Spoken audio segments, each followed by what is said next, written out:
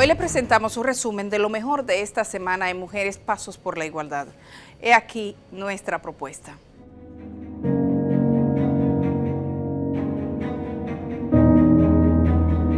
La mitad de la población del mundo ha tenido que luchar muy duro por el reconocimiento de sus derechos.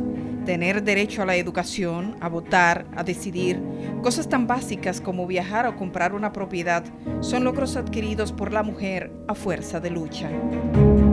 Nueva Zelanda en 1893, Australia en 1902, Finlandia en 1906, Noruega en 1913 y Dinamarca en 1915 fueron los primeros países en otorgar el voto a la mujer.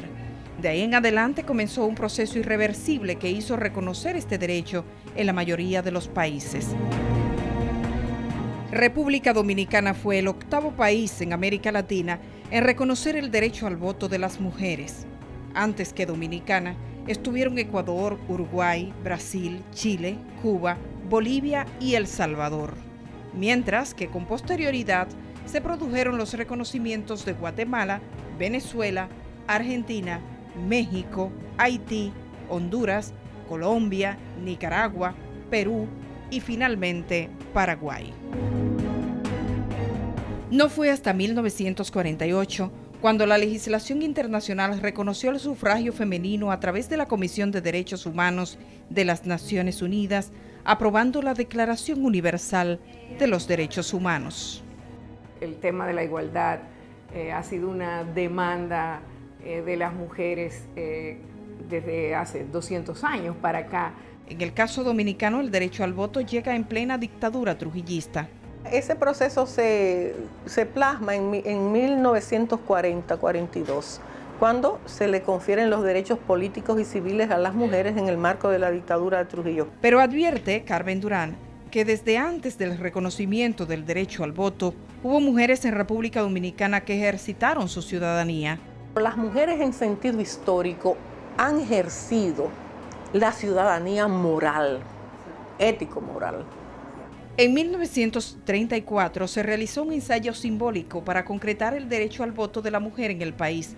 96.427 mujeres ejercieron el derecho al voto. Desde entonces, hasta concretar la conquista de ejercer el derecho plenamente, las mujeres siguieron luchando. Posteriormente, ya aprobado el derecho al voto, el desafío fue participar. Isabel Mayer fue la primera mujer en ser senadora de la República Dominicana, y no fue hasta 1962 cuando Josefina Padilla se constituye en la primera mujer en presentarse como candidata a la vicepresidencia de la República. Yo creo que las mujeres hemos avanzado bastante en cuanto a educarnos en eso de que sabemos que podemos. La exsecretaria de Educación y Política de Toda una Vida, Ibelice Prax, considera que las mujeres siguen siendo marginadas en muchos espacios, incluida la política, pero se disimula más. Ya nadie se atreve a decir, yo soy machista.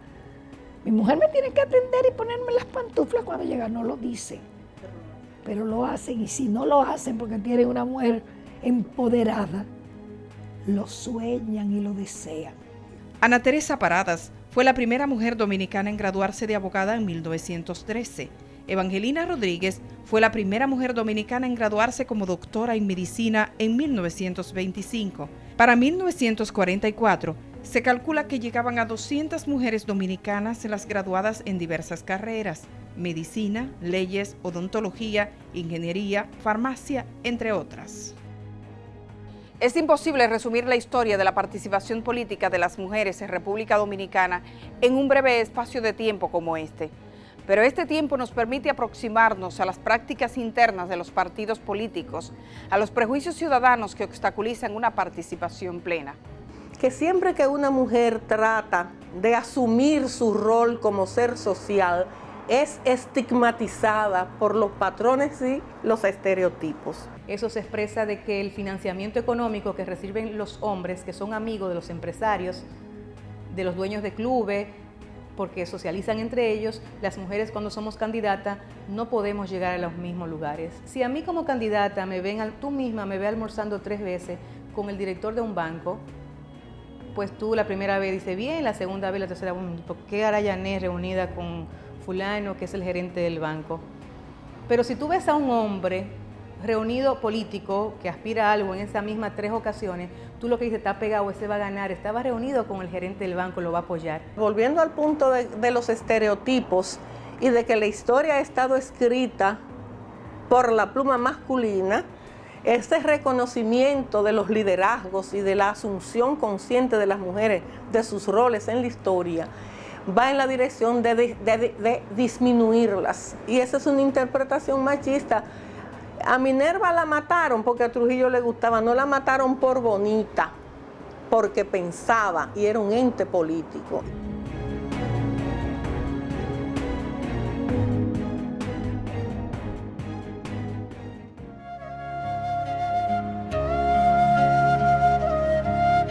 Escogí trabajar como trabajadora doméstica porque mi mamá también es trabajadora doméstica y ella es madre soltera y tiene 5 hijos, entonces era una precariedad en la casa y decidí tomar trabajo doméstico para ayudarla y para así también en un futuro poder tener dinero para inscribirme en la universidad.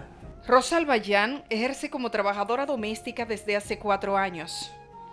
El Código de Trabajo de la República Dominicana define como trabajadores domésticos aquellos que se dedican de modo exclusivo y en forma habitual y continua a labores de cocina, aseo, asistencia y demás propias de un hogar o de otro sitio de residencia o habitación particular que no importe lucro o negocio para el empleador o sus parientes. Se calcula que en el país hay poco más de 250.000 trabajadores domésticos. De estos, 232.000 son mujeres y 18.000 son hombres. Este oficio, evidentemente feminizado, representa el 14% de todas las mujeres ocupadas, mientras que para los hombres es de apenas 1%. Primero llego, tengo que hacer el desayuno para los niños que van a la escuela y a los señores de la casa que van a trabajar. Luego tengo que hacer los oficios que se hacen en la mañana y luego cocinar para cuando ellos llegan a comer al mediodía. Y luego fregar los tratos y hacer todo listo para cuando ya en la tarde poder regresar a mi casa. Muchas de estas mujeres trabajan en situación de vulnerabilidad. No tienen acceso a seguro médico, ciertos patrones se niegan a pagar el salario de Navidad y las horas de trabajo no tienen límites. Nosotras hacemos nuestros equipos para tratar lo que tiene que ver con los asuntos de la desigualdad de la mujer en el trabajo y en la sociedad. Eulogia Familia es una reconocida sindicalista dominicana y es parte del Consejo Nacional de la Unidad Sindical, organismo desde el que se ha impulsado la organización de las trabajadoras domésticas. En la SENO el comité se llama Unidad Sindical de Mujeres Activas, Unísimas, a través del cual nos expresamos, asesoramos, orientamos y reivindicamos los derechos de la mujer trabajadora. La meta es clara. Aspiramos que haya una ley especial de trabajo doméstico. Eso también contribuirá a disminuir un poco la desigualdad. Mi mamá dejó un trabajo porque decía que iba a sufrir de los nervios, porque la señora sufría de los nervios, entonces por todo le gritaba a mi mamá, incluso para cada lugar tenía un sope y una escoba, y si mi mamá se equivocaba, cambiaba todos los sopes y comenzaba a decir que mi mamá no sabía, que era una bruta, que porque ella no cogió el sope que era indicado para la sala y cosas así. Y de que mi mamá de que llegaba al ascensor para ir a la casa, me decía que le comenzaba a temblar la rodilla porque no sabía que cómo le iba a ir en ese día, si bien o que si la señora iba a estar de humor o que si no iba a estar de humor. La situación que viven las trabajadoras domésticas a nivel nacional es una situación muy precaria. Elena Pérez es secretaria de la Asociación de Trabajadoras del Hogar. Nosotros podemos decir como organización que la aglomera, que nosotros recibimos quejas a diario de los abusos que cometen los empleadores con otros seres humanos, igual que ellos, y es lo que más dolor nos causa. Rosalba trabaja 12 horas diarias cada día, de lunes a viernes, y el sábado 8 horas. Al terminar una semana, Rosalba ha trabajado 68 horas. El acuerdo cuando entras a una casa de familias siempre es verbal, y siempre te contratan para hacer, vamos a poner, para limpiar y terminas haciendo todo. En nuestra conversación con trabajadoras domésticas, las que en su mayoría pidieron no ser grabadas, abundan los testimonios de malos tratos. La situación más amarga que pasamos nosotras trabajadoras domésticas es cómo nos maltratan los mismos empleadores, que a veces nos gritan, no nos tratan como personas normales, se sienten superiores. Y yo creo que todas las personas, aunque tú seas mi empleador, merecemos respeto, necesitamos respeto por igual. Así como tú tienes la confianza de dejarme en tu casa, de cuidar a tus hijos y estar en tu casa el día a día, me supongo que me tienes alguna confianza y tienes que tratarme por igual y no maltratarme y no querer retomar violencia hacia mí. Para el año 2012, un informe del Banco Central estableció que cerca del 50% de las trabajadoras domésticas ganaban 6,000 pesos o menos.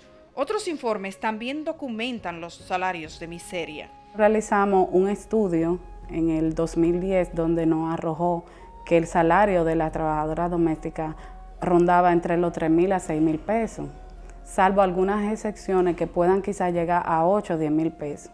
Hay una cultura de que no es un trabajo igual a lo demás y sin embargo es mejor trabajo que otro en servicio a la sociedad. Una de lo que son nuestras luchas es poder introducir a la trabajadora doméstica a la seguridad social, que le garantice no solamente salud, sino riesgos laborales, porque también dentro de una casa se sufre mucho peligro.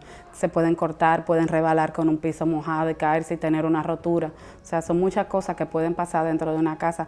Las ollas de presión que son sumamente peligrosas, los microondas, que si usted no conoce el manejo de ellos, también pueden ser un arma mortal para la persona que está en la casa. El asunto de la trabajadora doméstica es que están en un sector laboral que representa casi el 6% de la mano de obra ocupada y no tienen el disfrute de derecho en igualdad como los demás trabajadores y trabajadoras. El Código de Trabajo habla de que el 50% del salario de la trabajadora del hogar está en especies, que dice incluso, habla de comida de calidad corriente, que para nosotros eso es un tema sumamente fuerte y discriminatorio. O sea, la persona que cocina los alimentos en tu casa es la persona que debe de comer lo peor de la casa.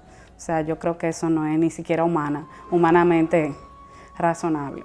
Según el artículo 261 del Código de Trabajo, la jornada de las domésticas no se sujeta a ningún horario, aunque advierte que éstas deben gozar entre 2 jornadas de un reposo ininterrumpido de 9 horas por lo menos, tiempo apenas suficiente para dormir. Yo diría que hora de descanso tengo cuando llego a mi casa, porque solo por los oficios cocino, descanso solo cuando como y luego otra vez lo mismo que hacer de la casa.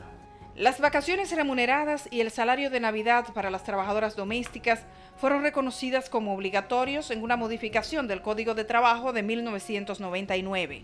La misma modificación establece que si el doméstico contrae una enfermedad por contagio directo de uno de los miembros de la familia a la cual presta servicios, tiene derecho a gozar de su salario íntegro hasta su completo restablecimiento.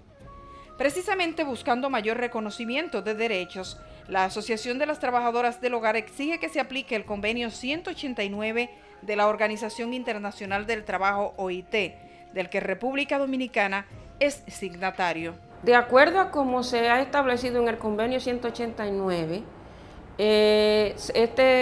los derechos de la trabajadora doméstica son iguales a los que trabajan en una empresa. Derecho a organizarse, derecho a salario justo, jornada de trabajo justa, vacaciones y hay hasta protección para el contrato de las trabajadoras migrantes. Derecho a conciliar también su trabajo con el de la familia, incluidas en la seguridad social. En fin, que son un disfrute de igualdad. El pasado 20 de enero acudimos a lo que fue frente al Ministerio de Trabajo, donde le dejamos una comunicación al ministro de Trabajo, Monchi Fadul, exigiendo lo que es el cumplimiento ya y la aplicación efectiva del Convenio 189, que no es más que un piso mínimo de protección para las trabajadoras del hogar, que incluye un contrato por escrito, inclusión a la seguridad social, pago de prestaciones laborales, pago de sus horarios, un establecimiento de un salario. Porque tu luz cotidiana enciende la sonrisa que sale por la mañana. Creo en ti, porque veo tu fuerza inexplicable, esa justa dignidad inconmensurable. Creo en ti, yo reafirmo que tu rabia proviene del dolor y tu lucha florece del amor. Porque en ti me veo yo. Creo en ti, como se callan las humildes y las... Bueno, iniciamos con escenas de dolor que se viven en el velatorio de los restos de 3 de 4 mujeres asesinadas por un hombre en el sector El Almirante. Es noticia cotidiana. Una menor de edad fue encontrado con signos de violación y estrangulamiento en el sector Guajimía de Santo Domingo Oeste.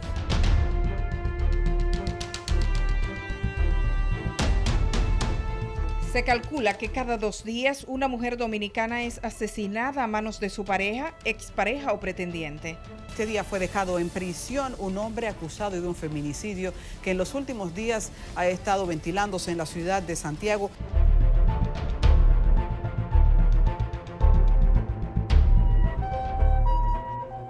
¿Qué pasa entre nosotros que a las mujeres las están matando?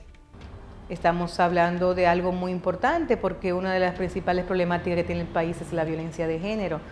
Y entonces en el tema de acceso a justicia tenemos que seguir trabajando ese tema. Todavía en ese terreno tenemos muchos desafíos pendientes. La inseguridad social se ha ido creciendo. Quizás por razones de droga, quizás hay gente que no quiere reconocerlo. La falta de, yo diría, de consecuencias. Crea un desajuste en los actos que un ser puede hacer, porque si aquel de allí mató y está libre, o lo soltaron rápidamente, el que trajo droga le pusieron una multica, si la entidad que tiene que manejar la droga se queda con ella.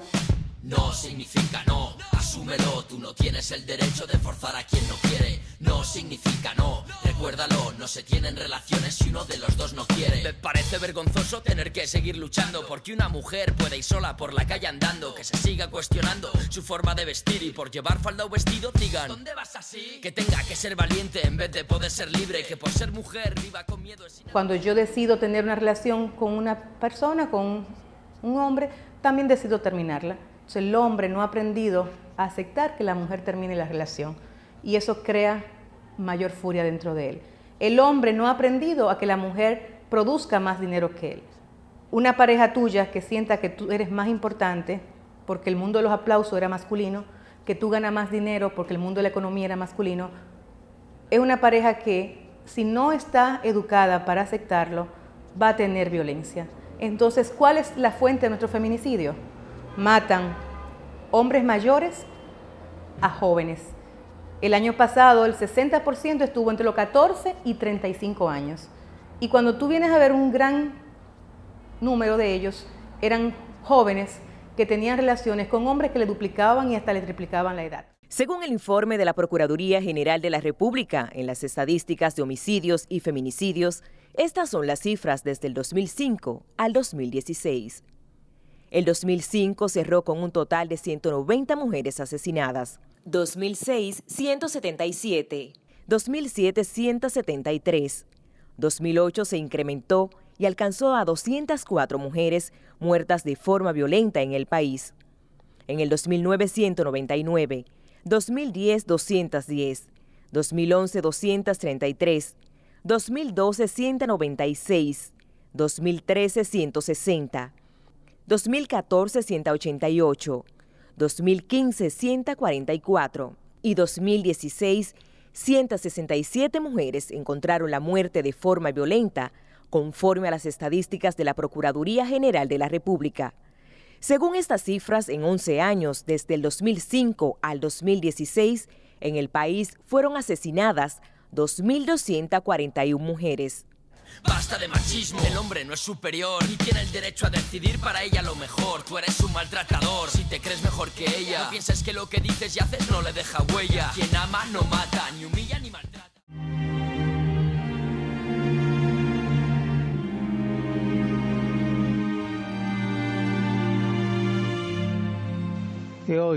Y hoy, 8 de marzo, un saludo a todas las mujeres. Es el Día Internacional de la Mujer del 2015 y el Papa Francisco se dirige a ellas. Y esta es para nosotros una ocasión para subrayar la importancia de las mujeres, la necesidad de la loro presencia, en la necesidad de su presencia en la vida. Un mundo donde las mujeres son marginadas, es un mundo estéril. Desde que llegó al Vaticano, Francisco ha sido uno de los papas más abiertos a conversar de cualquier tema con cierta tolerancia. Se una persona è gay e cerca il Signore e ha buona volontà, ma chi sono io per giudicarla? Pero cuando le preguntaron sobre la posibilidad de que las mujeres lleguen a ser ordenadas como sacerdotes, su respuesta fue categórica e institucional.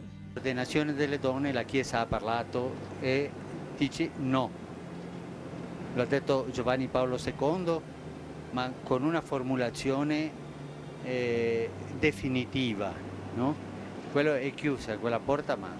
La mujer en la iglesia, en todo lo que ella pueda, digamos, ganar, como en la conducción, en la dirigencia de la iglesia, nunca podrá romper ese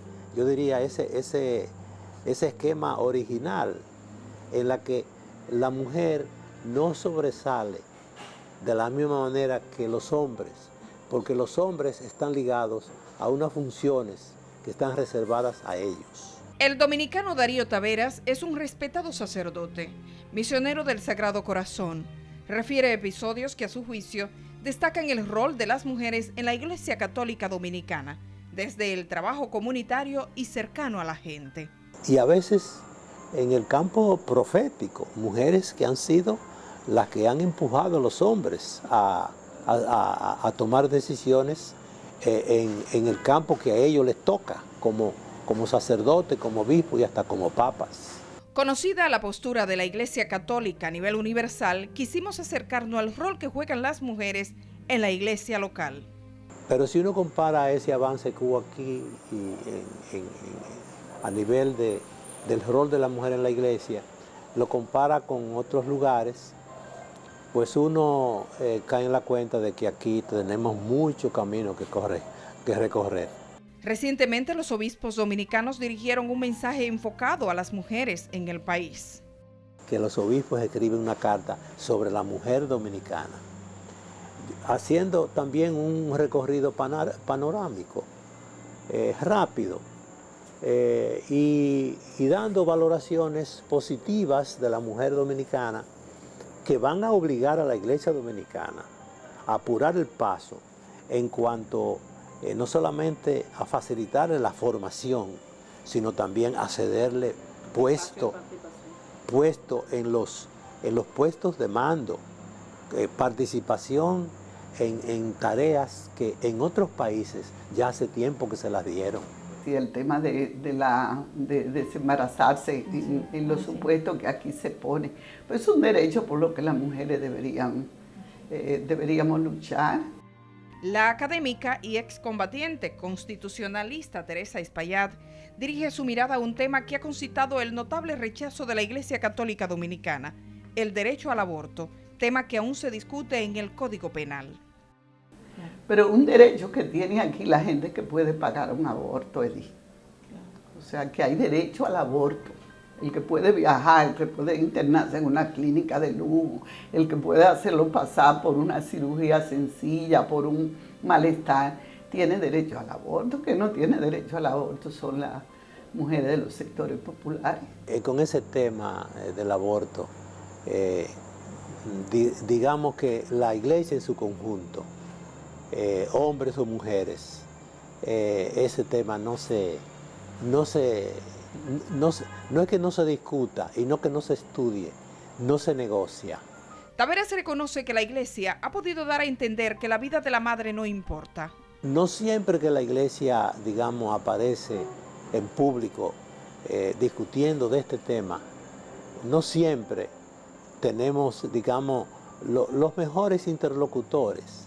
Aparecen poniendo a la iglesia como si ella tuviera una radicalidad tan grande a favor de que nazca el hijo, de que nazca la hija, de que nazca el niño, que se opone a que se tenga en cuenta a la mujer cuando está en peligro de vida. Temas fundamentales para la sociedad, particularmente para las mujeres, como la educación sexual, han entrado también en conflicto con la jerarquía católica dominicana. Así lo testifica Ortiz Bosch. Bueno, cuando yo llegué a educación, como al otro día o 2 días, me convocó Magali Cara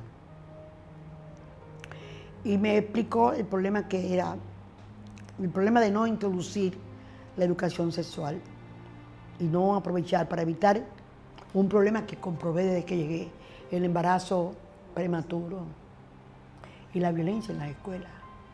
Entonces yo comencé a buscar números de investigación y de verdad era necesario hacerlo una realidad. Descubrimos algunos casos de SIDA en las escuelas.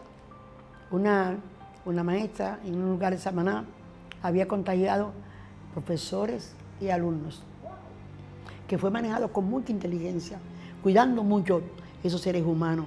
Entonces el problema era grave. Emitimos la resolución y la mandé a publicar con 2 días, pero al otro día yo pedí una cita al cardenal. ¿Y qué pasó? Yo le dije al cardenal que había llegado el momento de la educación sexual. Él no quisiera contar detalles, sí, porque no está activo y sería indelicado. No estaba de acuerdo. Me aconsejaba que no. Al final, me pidió una cosa que creí justa. La educación manejaba, la secretaría que yo manejaba, tenía becas a disposición. En la actualidad, los insumos de educación sexual que surgieron bajo mandato de Ortiz Bosch están engavetados. Pero yo no sé por qué no han seguido aplicando. ¿Por qué el que llega un miedo terrible? Yo me recuerdo esa conversación, fue una conversación franca entre un obispo, porque para mí es mi obispo, no mi cardenal, que me sabe católica. Y fue una discusión franca y seria. Y lo hicimos. Yo desconozco por qué vuelven y lo engavetan.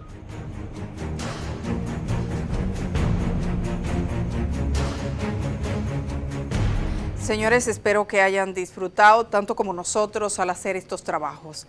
La próxima semana estaremos comenzando la tercera y última dedicada a esta serie de reportajes sobre la mujer en este mes de marzo, tan reivindicativo e histórico. Aquí nos encontramos.